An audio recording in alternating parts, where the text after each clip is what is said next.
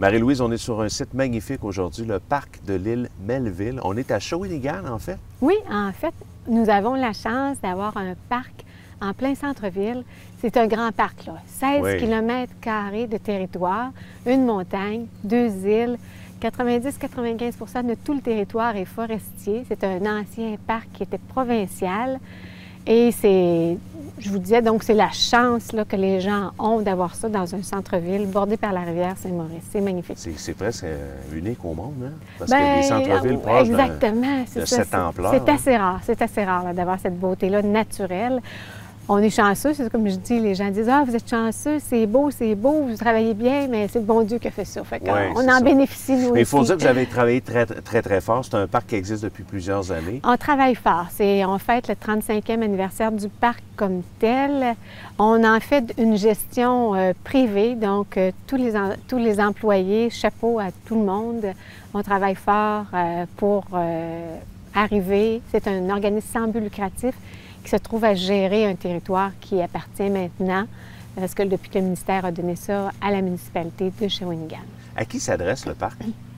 À tout le monde, je vous dirais. Il y a vraiment des activités 4 saisons, beaucoup pour la famille, mais on essaie d'avoir un éventail d'activités sportives pour les 2 à 97 ans.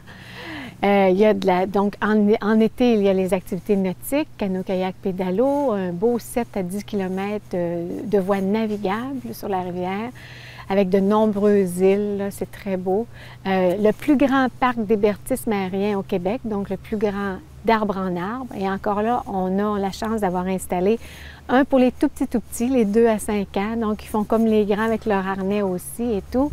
Et on a les activités sportives d'hiver aussi, sentiers pédestres, ski alpin, glissade sur tube, nommez-les, on les a presque toutes, une marina. Ça respire le plein air, mais il faut dire que c'est très sécuritaire aussi, hein? C'est important de le dire. Oui, tout est fait de façon sécuritaire. Et nous avons aussi sur le site de l'hébergement, en été comme à l'année, donc l'auberge qui sert là, annuellement, qui est ouverte à l'année, et le camping pour les belles saisons. Et curieusement aussi, parce qu'on gère une station de glissade sur tube hivernale, de ski alpin, le camping demeure ouvert presque jusqu'à la fin octobre. Donc, c'est assez rare au Québec aussi. Excellent. Il y a aussi les chutes, hein? C'est magnifique, hein, sur le territoire. Oui. Donc, les chutes ne sont là qu'au printemps, quand il y a un surplus d'eau dans la rivière. Donc, on ouvre les chutes et là, pour quelques semaines, c'est le temps d'en profiter. Au début du siècle, en fait, je devrais dire de l'ancien siècle, parce qu'au début des années 1900, ils appelaient ça les chutes du Niagara. Le petit Niagara ou les chutes du Niagara de l'Est, parce que c'est la même altitude que les chutes Niagara, mais c'est par palier. Donc, en résumé, on vient faire du camping? On vient faire du camping, on vient à l'auberge, on vient faire du ski alpin, des glissades sur tube, du ski de fond durant l'hiver et on vient profiter des activités nautiques et d'arbre en arbre durant l'été, où on vient tout simplement se reposer, se ressourcer. On a aussi une île qui est réservée pour la location de salles. Donc, une salle, vous louez votre île pour un événement corporatif, un événement familial.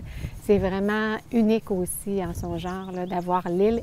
Et tout est à bon marché parce qu'on est un OSBL. C'est quoi votre plus grande fierté dans tout ce que vous avez réalisé ici? Parce que ça fait quand même quelques années, vous avez vu ça grandir. En fait, la fierté, c'est d'être capable de grossir et de rester au niveau financier. Donc, d'avoir redressé, d'avoir fait un redressement financier comme on a fait, c'est vraiment un tour de chapeau. Et ça se poursuit, dans le fond? Il y a d'autres idées dans l'avenir? On veut aller vers des bâtisses de l'hébergement de luxe, très typiques, mais particuliers et uniques au Québec. Donc, je vous en reparlerai. Je ne vais pas dire... Viendra. Ça, c'est dans quelques années, dans le fond? Non, c'est d'ici quelques semaines ou d'ici quelques mois. Je suis après négocier pour les plans d'architecture pour de nouvelles bâtisses. Là. Excellent. Les gens qui veulent avoir des informations pour réserver, que ce soit pour le camping ou d'autres activités, on va sur le site Internet? ilmelville.com. ilmelville.com, tout est là. Et il y a le numéro sans frais aussi pour nous rejoindre. Ça nous fera plaisir de vous répondre. Bravo pour votre travail. Merci beaucoup, Marie-Louise.